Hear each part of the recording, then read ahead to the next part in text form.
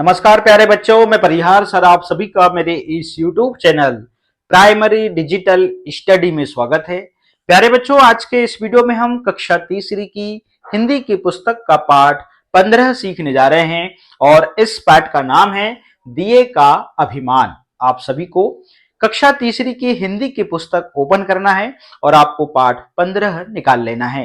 Video को आप शुरू से लेके अंत तक जरूर देखें, क्योंकि इस वीडियो के माध्यम से आप इस पाठ के बारे में बहुत कुछ सीखने वाले हैं।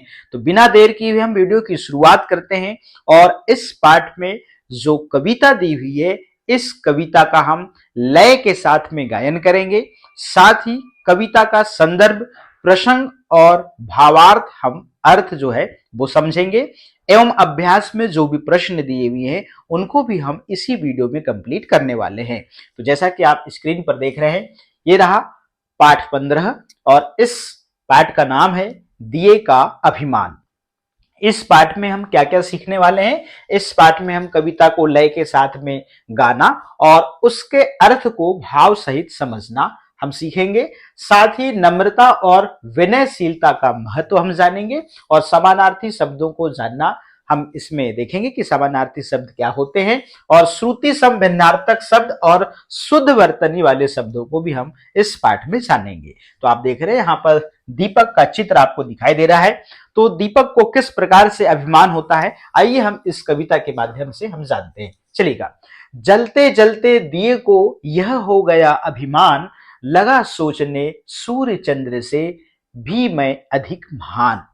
सूरज तो करता है आकर दिन में सिर्फ प्रकाश, किंतु रात के अंधकार का मैं ही करता नाश। इतने ही में लगा हवा का हल्का झोंका एक, सिर नीचा हो गया बुझ गया रही धुएं की रेख। अहंकार का सदा जगत में होता दुष्परिणाम, करो बिना अभिमान तुम्हें जो कुछ करना हो काम। इस प्रकार से यहाँ पे आप देख रहे हैं कविता के माध्यम से आपने देखा यहाँ पर अभिमान और नम्रता को किस प्रकार से ग्रहण करना है ये बताया गया है। अब यहाँ पे कुछ कठिन शब्द थे। आपने देखा कि प्रकाश मतलब यहाँ पर रोशनी और उजाला से संबंध है, अभिमान मतलब घमंड या अहंकार से है, और महान मतलब बड़ा या श्रेष्ठ, और जगत मतलब होता है संसार। फिर आपने अंधकार का मतलब होता है अंधेरा, और चंद्र का मतलब यहाँ पर चंद्रमा से है, और सिर्फ मतलब केवल, और दुष्परिणाम का मतलब बुरा नतीजा। तो पहले हम कविता में जो पंक्तियां हैं इनका पहले संदर्भ और प्रसंग सहित हम पहले भावार्थ को समझते चलिएगा। लिखते हैं, जलते जलते दिए को यह हो गया अभिमान, लगा सोचने सूर्य चंद्र से भी मैं अधिक महान। तो हम संदर्भ में लिखते हैं, यह कविता हमारी पाठ्य पुस्तक भाषा भारती के दिए का अभिमान नामक पाठ 15 से ली गई है।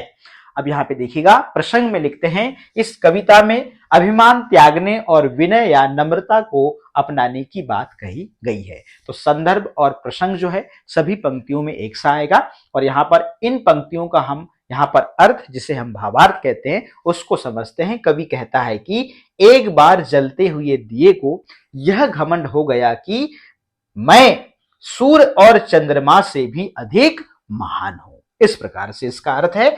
अगली जो पंक्तियां हैं, सूरज तो करता है आकर दिन में सिर्फ प्रकाश, किंतु रात के अंधकार का मैं ही करता नाश। इस प्रकार से दिए को घमंड हो गया है। तो यहाँ पे संदर्भ और जो प्रसंग है वो एक सा रहेगा, ठीक है ना।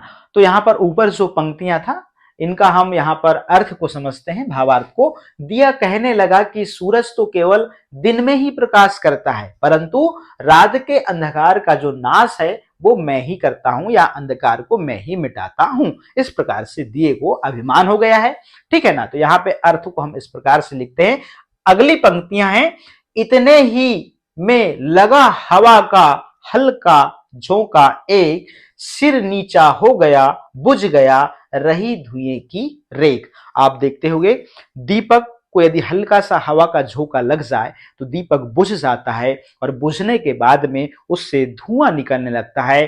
तो उसी को यहाँ पे कहा गया है रही धुएं की रेख।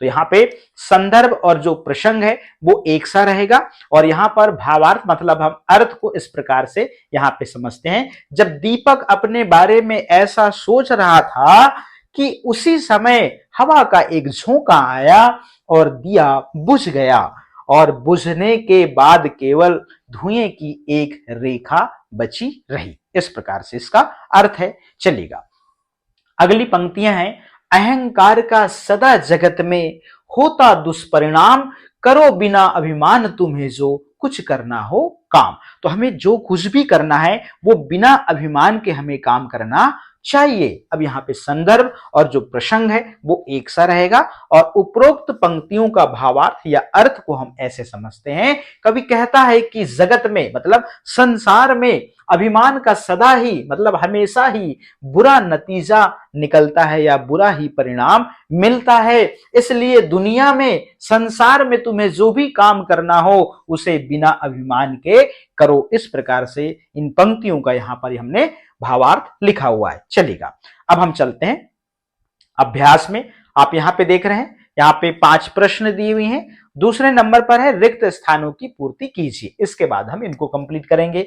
तो यहाँ पर कविता के कुछ शब्द यहाँ पर छूटे हुए हैं, आपको कविता से इन लाइनों को देखना है, वहां से शब्द यहाँ पे जो छूटे उनको आपको यहाँ पे लिखना है। तो जलते जलते दिए को यह हो गया अभिमान, सूरज तो करता है आकर दिन में सिर्फ प्रकाश, सिर नीचा हो गया बुझ गया रही धुएं की रेख, और बिना करो अभिमान तुम्हें जो कुछ करना हो काम। इस प्रकार से यहाँ पर छूटे हुए शब्दों को आपको इन पंक्तियों में आपको लिखना है। चलिएगा, अब चलते हैं हम बोध प्रश्न में। तो बोध प्रश्न में देखेंगे निम्नलिखित प्रश्नों के उत्तर दीजिए। क नंबर का प्रश्न है, जलते जलते दिए को क्या हो गया? तो उत्तर लिखेंगे जलते जलते दिए को अभिमान हो गया। अभिमान मतलब घमंड हो गया। अब प्रश्न क्रमांक है, दिया अपने मन में क्या सोचने लगा? तो उत्तर लिखते हैं, दिया अपने मन में यह सोचने लगा कि मैं सूर्य और चंद्रमा से भी महान हूं। इस प्रकार से ग नंबर का प्रश्न है, हवा का झोंका लगने पर क्या हुआ? तो उत्तर लिखेंगे हवा का झोंका लगने पर दिया बुझ गया। ठीक है ना। अब घ नंबर का प्रश्न है, अहंकार का क्या परिणाम होता है? उत्तर लिखते हैं अहंकार करने वाले का सिर नीचा होता है। अंग नंबर का प्रश्न है, हमें अपना कार्य किस भाव से करना चाहिए? उत्तर लिखते हैं हमें अपना काम बिना अभिमान के करना चाहिए। ठीक है ना। चलेगा, अब हम अगले पेज में चलते हैं। भाषा अध्ययन, निम्नलिखित शब्दों के समानार्थक या समानार्थी यहां पे आपको लिखना है। शब्दों के समानार्थी शब्द लिखना है, मतलब ऐसे शब्द लिखना है जिसका अर्थ जो है, जो पहले लिखे हुए जो शब्द हैं उसका भी अर्थ वही हो। तो यहाँ पर सूर्य, तो सूर्य को यहाँ पर आप देख रहे हैं इसका जो समानार्थी शब्द है वो है भानु, तो यहाँ पे हम भानु लिख देंगे। रात का यहाँ पर समानार्थी शब्द है निशा, और यहाँ पे चंद्र का यहाँ पर समानार्थी है शशि, और हवा का समानार्थी है वायु। तो यहाँ देख रहे हैं वायु मतलब हवा होता है, शशि मतलब चंद्र होता है, चंद्र मतलब चंद्रमा, और सूर्य मतलब यहाँ भानु मतलब भी सूर्य होता है, और निशा मतलब रात होती है। इस प्रकार से आपको यहाँ पे समानार्थी शब्द लिखना है। अब निम्नलिखित शब्दों में से सही शब्द पर गोला लगाएं। अब देखिएगा यहाँ पे अभिमान लिखा है, ये भी अभिमन लिखा है, और जो शब्द सही होगा उस पे आपको क्या करना है, गोला लगा देना है। इस प्रकार से तो इसमें आप देख रहे हैं आखिरी वाला जो शब्द है अभिमान, वो जो है क्या है, सही है। आपको इसमें क्या करना है, गोला लगा देना है। ठीक है ना। फिर आप देख रहे हैं अहंकार, यहाँ दूसरे वाले नंबर का जो शब्द है इस पे आप गोला लगाएंगे, इस पे आप गोला लगा देंगे, और यहाँ पर दुष्परिणाम जो लिखा हुआ है आखिरी में, इस पे आप क्या करेंगे, गोला लगा देंगे। ठीक है ना। ध्यान से पढ़िए, और शब्दों में मात्रा बदलने से अर्थ भी बदल गया। देखिएगा, अब यहां पे देखिएगा यही चीज हमने देखा, निम्नलिखित शब्दों का वाक्यों में प्रयोग करना है। तो यहां पे देखा कि मात्राएं इधर उधर हैं, मात्राएं इधर उधर हैं, और वहां पे मात्राएं जब शब्द में इधर उधर हो जाती हैं तो यहाँ पे शब्दों का क्या होता है, अर्थ भी क्या होता है, बदल जाता है। अब निम्नलिखित शब्दों का वाक्य प्रयोग कीजिए। अब यहाँ पे पिता और पीता और दिया और दिया। अब ये वाला जो पिता है मतलब ये फादर से संबंधित है, पीता मतलब ड्रिंक से संबंधित है, दिया मतलब गिव से है, और यहां पर आप दिया मतलब किससे, आप देखेंगे दीप से है, ठीक है ना। तो यहां पे देखिएगा, राम कमल के पिता हैं, ठीक है, वह सुबह उठकर दूध पीता है।